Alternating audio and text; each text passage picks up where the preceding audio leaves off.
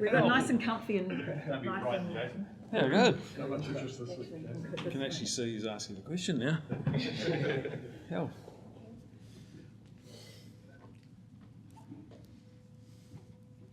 Jace, how important that performance, I suppose, going forward for the next couple of weeks becomes the benchmark for this group? Yeah, I think we've, to be fair, probably had a couple of benchmarks along the way in this competition. That was definitely a step forward. We acknowledge that, and we're, really satisfied with that. Knockout footy, it doesn't matter what the margin is. You just got to get across the line, and I thought the boys showed a tremendous amount of care, a lot of courage. We're brave when we needed to be, and we got the job done. How do you go about overcoming, I suppose, the mental challenge of coming down from that high and, I suppose, all the circumstances that were surrounding this game, this team in the world, their 17-match, unbeaten streak, getting up for that, and then, I suppose, having to get up again for a semi-final with the Pumas? Yeah, well, look, I think it's a balance of both between coming down off that, but also building on the confidence that the boys have got as well, because, we've got a bit of confidence, but by no means is there any arrogance with that. We will, prepare accordingly for Argentina, different team to what we played last time, so and it's knockout rugby, so, in finals you build those weeks to be right at your best mentally and physically at the end of the week, so that'll be a big part of how we prepare this week when we review that. Jason, challenge. There was a draw there. Who am I going? There was a I deal. always win. How much do you... Marty, what do you got? No. Come on. Whoa. No egos here, Jason. No, everyone's real good. How much of a challenge is it recovering from that sort of game, and given it's a short turnaround? Yeah, it is. Look, I think a lot of that comes down to your language. If you say, well, it's a short week, everyone feels rushed. Reality is we're not going to get any fitter or stronger this time of the tournament. So it's a matter of freshening the minds and really sharpening that mental space and making sure the boys recover well and put in what they need to in their bodies and their minds to be at their best again on Saturday. So it's a balance, to be fair. Jason, I know I'm a great respecter of history, and I know it's love a stat. Bloody boring. And mate. I want to go back again to last year where you came on board. We'd lost to Ireland. We had the Nelsprit test where we got belted up. Then we had that magnificent performance against South Africa. All us fans, I think, thought, wow, the All Blacks are back on track. We've refound our mojo. The very next opponent was Argentina and Christchurch. Yeah. So does that occur to you again that this time, I know that all of a sudden this feeling seems to be that, oh heck, we're playing a game that we should win, but I keep thinking Argentina and Christchurch was our next game immediately after that. Does that come into your thinking? Yep, it has actually. To be fair, you got to be honest around that, and it'll be probably a little bit talked around this morning, I think, when we start previewing a little bit. But like I said, we're a different team. I guess they're a different team. We learned a lot in that game as well. David Kidwell, lead coach. I think I said it last time we played them. They put a lot into their D and their to slow our ball down. So we'll make sure that we readdress that and not assume anything. How different are they without Pablo Mateta in their ranks? Yeah, well, I think he's a big energy player for them. Pablo, he's awesome around the breakdown. But they've got Crema who's there, who he never played in Mendoza, so he's another threat. The returning tight head's back, and a few other players that weren't in that test. So I don't think it's down to one player. To be fair, they all bring good energy and be the game of their lives, just as is ours. What did you make of Argentina against Wales?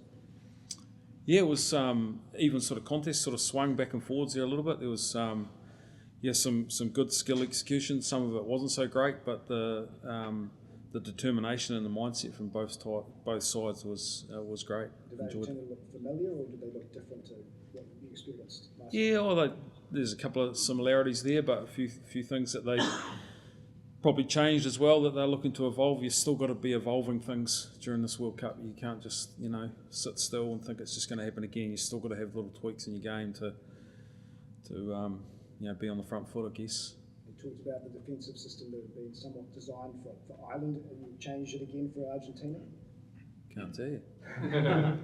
We're always tweaking things in all parts of our game. We're always trying to evolve. Jace, your forwards made a hell of a lot of tackles in that game. A lot asked of them physically. What did your review tell you about how they went and kind of how are they physically to get back up again this week? Yeah, they're good. They are good. They they put a lot of work in yesterday, recovering and getting on the tables and getting their rubs and all that stuff that they do just outstandingly well. But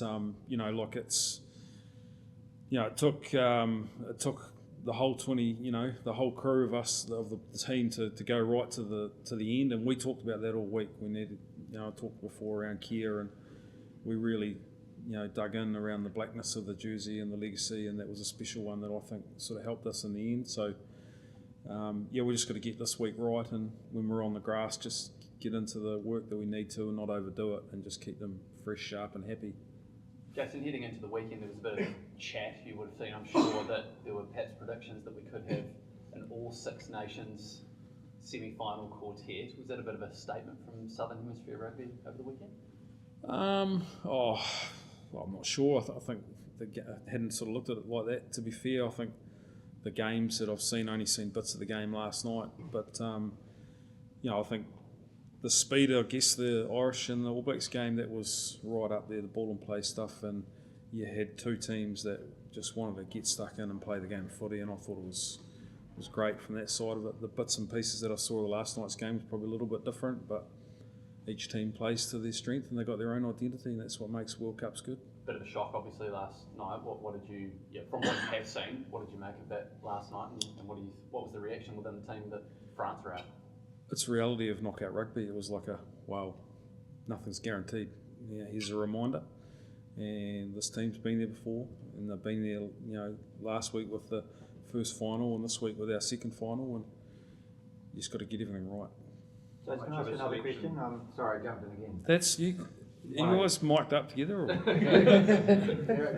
just want to take you back to the emotion against Ireland, just in the box. I mean, we get to see lots of pictures of you guys, and you look as though you feel it like every other fan in the place, man.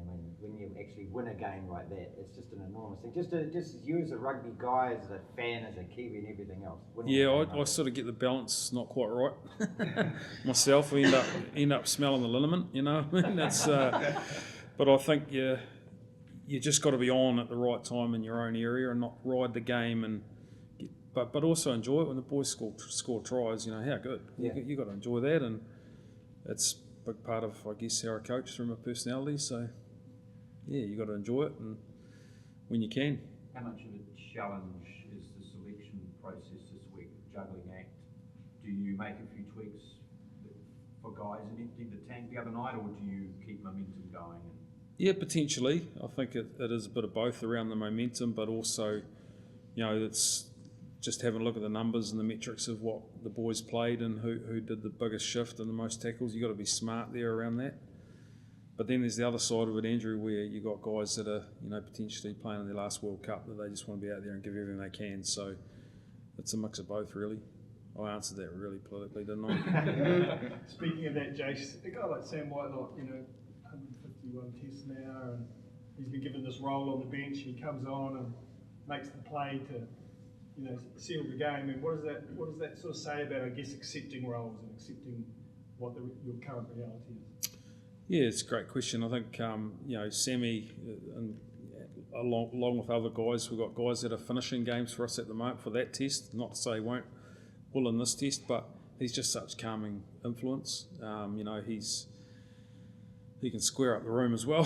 He can put the room on pretty good edge when he needs to. But I think with that game, having him out in the end, and just some of his messages that he was working with Skip and the other leaders, and Artie and Richie, it's just totally invaluable, really.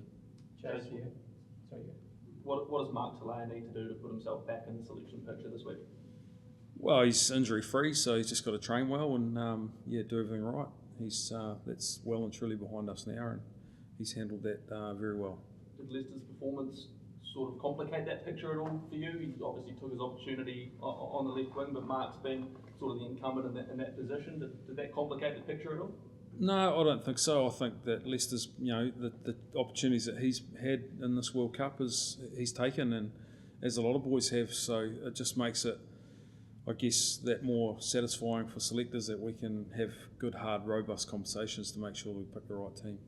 Jason, just on Sam, given his legacy, when you talk about his input and screwing up a room, is that he stands there and gives advice to the guys or lays down a marker? Can you give an insight? He's just honest. He doesn't avoid things, and sometimes the timing's not that good. But it's for him and I, we've had some great, robust discussions. But he makes me a better coach.